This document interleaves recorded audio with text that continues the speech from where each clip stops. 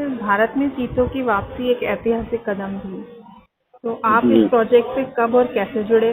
और शुरुआती दिनों में सबसे बड़ी चुनौती आपके लिए क्या रही? आ, देखिए, इस चीता प्रोजेक्ट से तो हम लोग शुरू से ही जुड़े हुए लोगों में से हैं। चीता है उसके पहले से इस प्रोजेक्ट में हम लोग काम करना चालू कर दिए थे।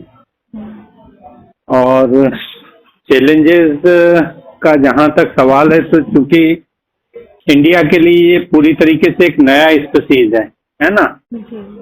कोई ऐसा, ना तो कोई इंस्टीट्यूट ऐसा था कि जिसको चीता का यहाँ पे थॉरो नॉलेज हो, ना ही कोई ऐसा रिसोर्स पर्सन इंडिया का था, है ना। तो जो कुछ है हम लोगों ने चीता को यहीं आके सीखा है। जी। पर्सनली जो मैं अपना बता रहा हूँ, क्योंकि मैं बाहर भी नहीं गया हूँ। तो चीता जब यहाँ आ गया उसके बाद फिर मैंने चीता को पूरा समय दिया है, और चीता से ही मैंने सब कुछ सीखा है। तो मेरा जो गुरु है, मतलब चीता सिखाने वाला, वो चीता ही है ना। जी। ये है। सर, अफ्रीका से जो चीते लाए गए थे, उनकी हेल्थ को बनाए रखना आपके लिए कितना कठिन था? और क्या आपको उनके व्यवहार या शरीर में ऐसा कुछ देखने को मिला जो उम्मीद से अलग था? नहीं, देखिए, वाइल्ड एनिमल थे और मतलब बहुत शुरुआती दौर में तो बहुत शाय एनिमल थे, जो है मतलब उनका साइटिंग करना भी अपने आप में एक ट्रिकी काम था। जो है, अगर साइटिंग हो जाती थी तो फिर उनकी बॉडी को देख पाना भी पूरी तरीके से हेल्थ पॉइंट ऑफ व्यू से अपने आप में एक बहुत चैलेंजिंग काम था वो। जी। फिर धीरे धीरे धीरे धीरे हम लोगों ने टाइम स्पेंड किया एनिमल के साथ, काफी टाइम देते थे, तो थोड़ा सा एनिमल हमें कॉपरेट करना लगा। और फिर हम लोग विजुअली थोड़ा थोड़ा उनका हेल्थ को लेके और ऑब्जर्वेशन अच्छे से बारीकी से करने लगे। जी। तो हम्म। मोटा मोटा यही है कि मतलब एनिमल के साथ टाइम देना पड़ता है, तब एनिमल की आप ऑब्जर्वेशन कर सकते हैं अच्छे से। जी। सर, जैसे चीतों की शुरुआती जो मौतें हुई, आपकी जो टीम है या आप हैं, उन मौतों से आपने क्या सीखा? और उसके बाद क्या मॉनिटरिंग या उनकी डाइट या किसी भी तरह के हेल्थ मैनेजमेंट को लेकर कुछ तौर तरीके बदले गए? नहीं, वो उसका जो रीजन था वो था यहाँ का extreme hot and humid weather. उसकी वजह से उन पे फ्लाइज की वजह से मैगट्स पड़ जाते थे बोन में, और बहुत जल्दी फास्ट एनिमल को इन्फेस्ट कर देते थे। तो शुरुआती दौर में वो कॉज हम लोग जज नहीं कर पाए, लेकिन जब एक दो एनिमल की डेथ हुई और हम लोगों ने पोस्टमार्टम किया, तो उससे वो चीज़ हम लोगों को समझ में आ गई कि क्या इश्यू है। फिर हम लोगों ने उसके अकॉर्डिंग उनके लिए उनको मतलब उसके लिए ट्रीटमेंट दिया और एनिमल रिकवर होने लगे। अभी की डेट में हम लोगों के लिए हर साल वो सिचुएशन आती है, तो हम लोगों का एक प्रोटोकॉल है और एक ब्रेवेक्टो एक दवाई है, उसको हम लोग सारे एनिमल को देते हैं। रूटीन है वो हमारा। जी। सर, जैसे वाइल्ड एनिमल्स जो भी हैं, उनकी हेल्थ को संभालना, या जैसे अपन कहेंगे घरेलू या जू के जो एनिमल्स होते हैं ना, उन एनिमल से कितना अलग है? बहुत बहुत बहुत ही अलग है, बिल्कुल। पेट एनिमल और जू एनिमल जी। वो ह्यूमन की प्रेजेंस को टॉलरेट कर लेते हैं, है ना। ह्यूमन प्रेजेंस से उनमें कोई दिक्कत नहीं होती, और पेट एनिमल तो ह्यूमन के साथ ही रहते हैं। लेकिन वाइल्ड एनिमल ह्यूमन की प्रेजेंस को अवॉइड करता है, जी। ह्यूमन के सामने वो बिल्कुल आना नहीं चाहता है। जी। तो ये एक बहुत बड़ा चैलेंज होता है वाइल्ड एनिमल को डील करने का, जी। कि वो आपको देखना नहीं चाहता और आपको उसकी केयर करना है। जी। और उसके ऊपर फिर चीता, तो चीता तो और ही हमारे लिए एकदम नया एनिमल है और बहुत शाई एनिमल है। जब वो दूसरी कंट्री से किसी दूसरी कंट्री में आया तो उसको यहाँ पे सब कुछ नया लग रहा था, है ना। वहाँ के पेड़ पौधे, वहाँ की घास प्रजातियां, वो सब कुछ उसके लिए नई थी।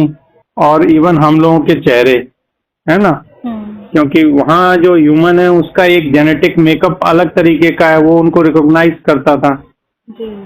लेकिन जब वो शिफ्ट हुआ यहाँ, ट्रांसलोकेट हुआ, तो उसको एक अलग तरीके के चेहरे दिखने लगे, तो उसको और भी अनयूजुअल लगा, तो वो और भी ज्यादा जो है मतलब मतलब अपना स्ट्रिक्ट, मतलब अपने आप को दूर रखने का प्रयास करता था, मतलब किसी भी ह्यूमन की प्रेजेंस से।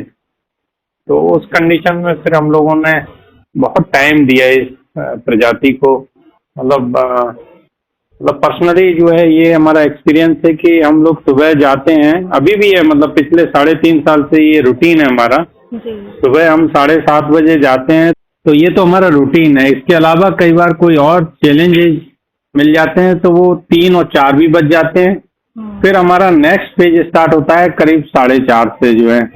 जी। तो ये वेदर के अकॉर्डिंग थोड़ा बहुत ऊपर नीचे चेंज होता है। तो 4:30 से फिर हमारा शाम का एक अलग रूटीन चलता है, वो 7:30-8 बजे तक चलता है। तो ये पूरा टाइम हम लोग जो है एनिमल के साथ स्पेंड करते हैं, उसको समझते हैं, उसको देखते हैं, उसकी रिक्वायरमेंट को हम लोग जो है जज करके और उसको उस तरीके से इस हैबिटेट में ढालने का प्रयास करते हैं। और यही कारण है कि लगातार उन एनिमल के साथ टाइम देने से उनकी जो बेसिक रिक्वायरमेंट है तो वो पूरी हो रही है, और एनिमल यहाँ पे धीरे धीरे अपने आप को कंफर्टेबल महसूस कर रहे हैं। और उस वजह से धीरे धीरे एनिमल की ब्रीडिंग यहाँ पे, जो ब्रीडिंग अफ्रीका में इस तरीके के प्रोजेक्ट में उनको ये काम करने में 25 साल लगे, वो काम इंडिया ने 2 और 2.5 साल में कर लिया है। तो ये हमारा डेडिकेशन है, हमारा डिटर्मिनेशन है इस प्रोजेक्ट को लेके कि उस सिचुएशन को हम लोगों ने 25 साल का जो टाइम फ्रेम है उसको हम लोगों ने 2 साल में कवर किया है, कि हमें इस काम को जल्दी से पूरा करना है ताकि देश में नहीं दुनिया में जो है वाइल्ड लाइफ मैनेजमेंट में हमारे देश को एक सम्मान की निगाह से देखा जाए। जी बिल्कुल। तो वो सोच, वो दिमाग में, देश के लिए बात को दिमाग में रखते हुए हम लोग इतनी मेहनत कर रहे हैं। लेकिन ये अंदर से इच्छा है हमें कि हमारे इस अंतर्राष्ट्रीय मेहमान को हम लोग इस तरीके से रखें कि इसको किसी भी तरीके की कोई परेशानी ना हो, और जल्दी से जल्दी इस देश के वातावरण में ये पूरी तरीके से ढल जाए और यहाँ पे इसकी पुनः स्थापना हो जाए। तो यहाँ से ये एनिमल हमारे पास आए हैं, उन देशों में और पूरी दुनिया में ये एक मैसेज जाए कि वाइल्ड लाइफ मैनेजमेंट में इंडिया के कंपेयर में कोई कंट्री नहीं है, क्योंकि अभी दुनिया में south Africa wild life management में लीड करता है। वाइल्ड लाइफ मैनेजमेंट में उनका लीड रोल है, उनके पास सारे इंफ्रास्ट्रक्चर है, हेलीकॉप्टर से लेके हर चीज जो है ना। और आप लोग देखते हुए होंगे ज्यादातर डॉक्यूमेंट्री बनती हैं तो वहीं पे बनती हैं, तो वो लोग बहुत एक्सपर्टाइज है उनका जो है वाइल्ड लाइफ मैनेजमेंट में। लेकिन चीता मैनेजमेंट की बात करें तो ये सेम प्रोजेक्ट वहां पे भी हुए हैं ट्रांसलोकेशन के, लेकिन उनको बहुत समय लगा है। वो चीज हम लोगों ने यहाँ बहुत ही कम समय में हम उसको आगे लेके जाने के मतलब उसमें पेज में आ गए हम। तो ये एक बड़ी उपलब्धि है, कोई छोटी चीज नहीं है।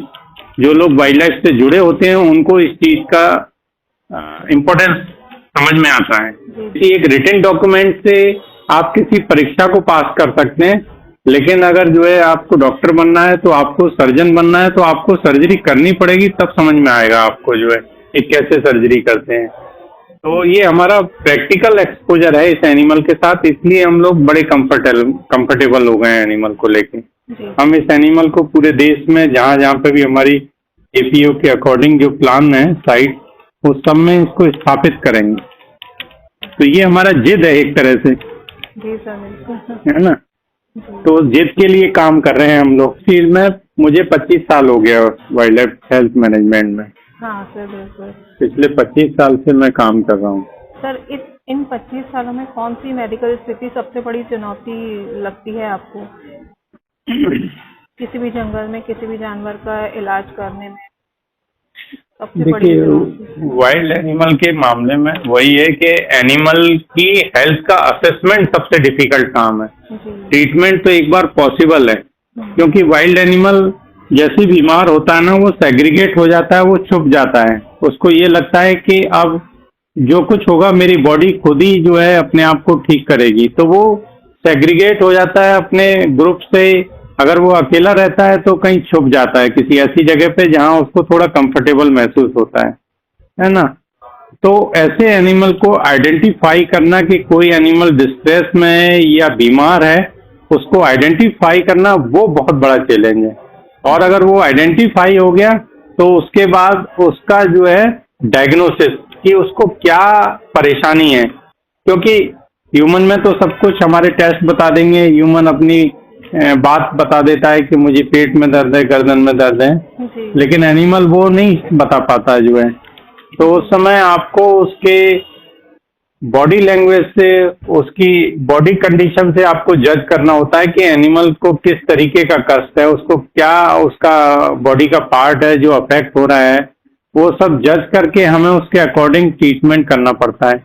तो ये ओवरऑल ही अपने आप में एक बहुत बड़ा चैलेंज है जो वाइल्ड लाइफ वेटरिनरियन के ही खाते में आता है। जी जी। ये आम वेटरिनरियन डोमेस्टिक एनिमल के लिए ट्रीटमेंट करते हैं, क्योंकि उनको ओनर इन्फॉर्मेशन दे देते हैं, ओनर उसकी हिस्ट्री बता देते हैं कि मेरे एनिमल को यहाँ पे सूजन है, या मेरा एनिमल 2 दिन से खाना नहीं खा रहा है, या और कोई परेशानी है।